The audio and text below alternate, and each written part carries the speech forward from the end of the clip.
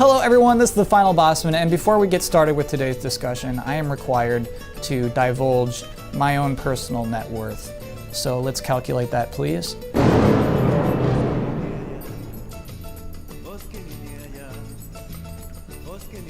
Okay.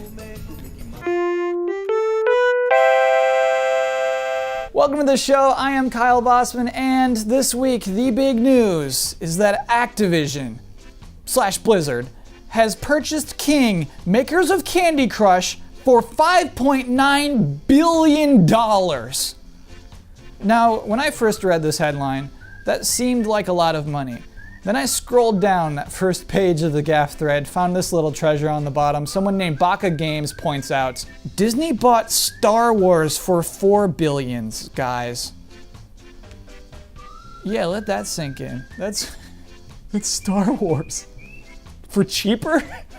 And honestly, it's not a fair comparison because Lucas sold Star Wars to Disney with good faith, right? If Activision came to Lucas and said, we have $6 billion, they're not getting Star Wars, right? It's not the same thing, not the same kind of deal. However, that does get us in, it gives us perspective on just how much money $5.9 billion is. It's so much money, and for what? Do you want to see them? Let's look at these games. Activision, you just bought this for $5.9 billion. Look at this gross, ugly monster. Hey, buddy, you're a $5.9 billion franchise. Look at you. And that's what these are. These are ugly, stupid games. Activision just bought a stupid company that makes stupid games for stupid people. And I know what you're saying.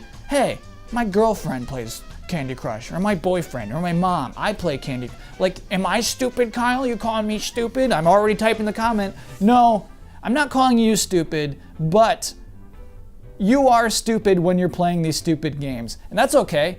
I play plenty of stupid games, but it's very important to acknowledge that these are stupid games. Every single one of the games that King makes can be described as matching up shapes. Sometimes you're rescuing ugly animals. Sometimes you're just feeding some soap to some rubber hippos. But the thing is, there's no King fans. There's no fans of this company. Sure, there's probably are fans. There's fans of everything. But nobody's buying these t-shirts. You can't make money selling t-shirts with this thing on it. You're not putting this on a backpack. No kid is wearing that to school. This was not that kind of sale. Activision doesn't care what these ugly monsters look like. King is simply very good, or has been so far, at making what I can comfortably describe as slot machines that give you no money back. Just this dumb random thing that makes you feel good. Maybe you get a sense of accomplishment back. You certainly don't give money back, but they are slot machines. They are dumb random games. I've heard people brag about what level they're on in Candy Crush, and it's like, so what? That game is random, you stupid. Did you spend money on it? Probably buy little power-ups. Because the way you spend money on these games is very interesting, actually.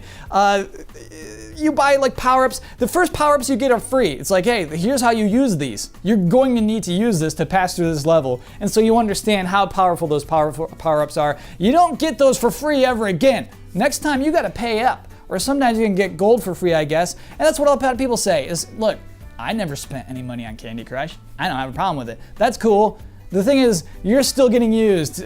They still love you because you are getting in this little sphere. You're making the game feel more important to the people who are spending money. You're filling in the high score sheets. You're on Facebook or Twitter or whatever. You're giving them lives, even through King's own services. It's all genius. It's all so smart at giving you this sense of progress. There's levels, there's world maps.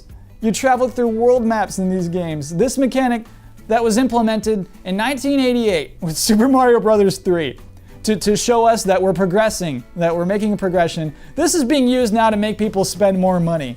Ooh, I can't wait to spend more money to play the next puzzle. They're not puzzles, they're random dumb things. They're not puzzles. Don't call those puzzles. Whew, okay, so clearly I'm getting worked up. Clearly I'm being judgmental about video games. And I'm like, oh, these aren't games. Sure, they are games. It looks like a game, it smells like a game. Activision, a game company, bought a game studio that makes games. But I think here's the problem that a lot of people see with $5.9 billion. This doesn't work. History has shown this does not work. Just think of Rovio, the makers of Angry Birds, just last month still firing more people. That's awful, but they were just forced to grow. Rovio, Angry Birds, Look forward to the feature film featuring the voices of Smosh in theaters later this year. Okay, sure, but Rovio can't sustain that because it's mobile games. Zynga bought Draw Something for $180 million. Now I'm not sure you could buy Zynga for $180 million. I'm not. Don Metric used to work there, so.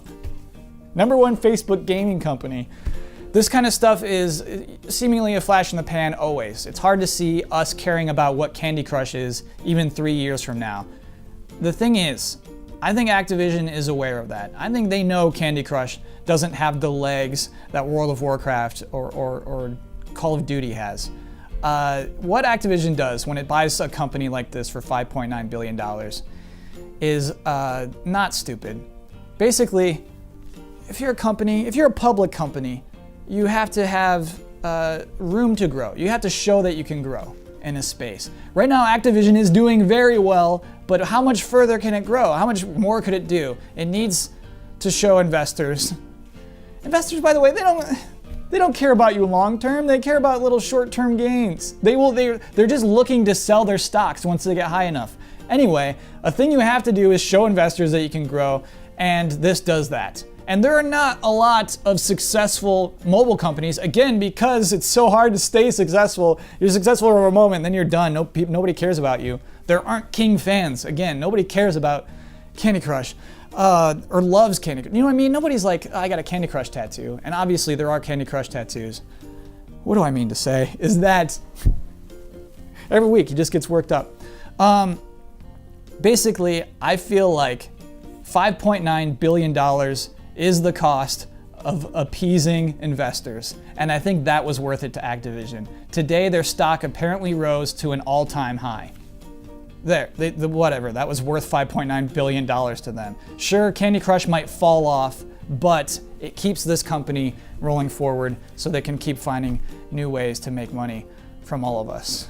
So that's kind of what I wanted to say this week. I think that this was not a dumb deal. I think that, yes, Activision bought a stupid company that makes stupid games for stupid people, but I think it was a smart move.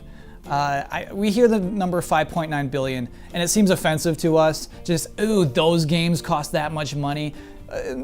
It's worth remembering that when Activision merged with Blizzard, that was an $18 billion deal. You know, so like just more perspective. Star Wars $4 billion, sure. Activision Blizzard was an $18 billion. Like getting Blizzard involved, that was so expensive and worth it. So yeah, I see this $5.9 billion as just the cost of doing business, the cost of keeping Activision running, and that's not necessarily a bad thing. Activision still does good things. They let Platinum make a 1980s Transformers game. Like, they're still good within Activision. So I'm not offended by this deal. I think it might be a smart move. I think, sure, Candy Crush can fall off the planet in 3 years, but Activision will remain. And that's okay. I'm okay with that. Everyone, that is the episode for this week. If you're on Twitter, you can find me at Kyle Bosman. I'll be back here next Wednesday. Hope to see you then. Thanks for watching.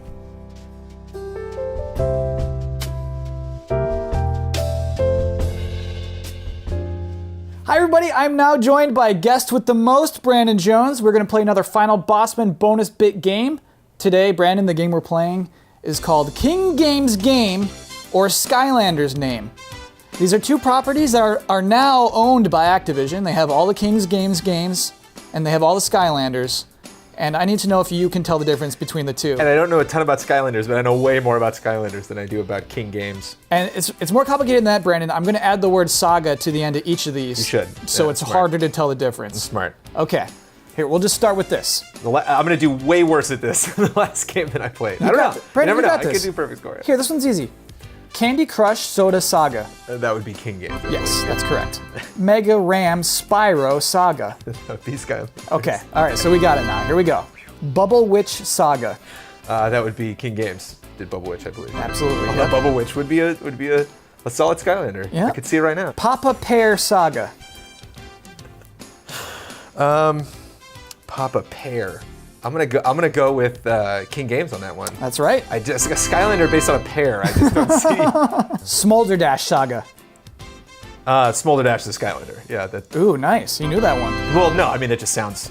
Smolder Dash, that's how they do that. No, that sounds like a fun game that I would want. I want to play Smolder Dash. Yeah, all right. Alpha Betty Saga.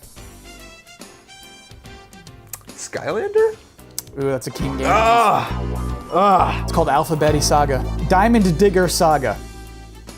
Skylander. Oh, sorry, that's a King game. Damn! Bat Spin Saga.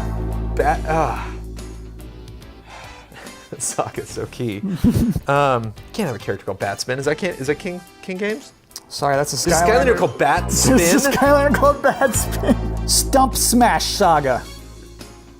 I'm a Skylander. Stump Smash sounds like a Skylander. Please. Yes, you got that. Okay, Yes, good. yes, absolutely. I can see it now. I can see he's a big, got roots coming out. He's a tree guy. Yeah, you know him. I'm not familiar with him, but we get the I can impression. Get the, yeah, Love Potion Pop Fizz Saga. that's got to be King Games. That's a Skylander. Are you nuts? Yep. Love Potion Pop Fizz. Yes, is a Skylander.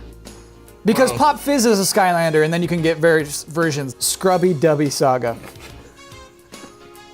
Scrubby Dubby. Gotta be a Skylander. That's a King Games No, game. I'm terrible at this. Man, that's Kyle, respect, man. Yeah. That's an excellent game. It's so hard, dude. I don't know if PR reps at Activision could win that game. Brandon. Like, there are so many. I'm stoked because Disney Infinity has over 100 characters now. I think there's like 300 to 500 Skylanders now. Imagine the value of all those Disney characters, and then imagine the value of Scrubby Dubby Saga. You're preaching to the choir, dude. I mean, that's $5.9 billion for Scrubby Dubby Saga. I don't know how to interpret this news still, Brandon. I'm still shocked by it. Oh boy. Thanks, Cal. See you next week, everybody.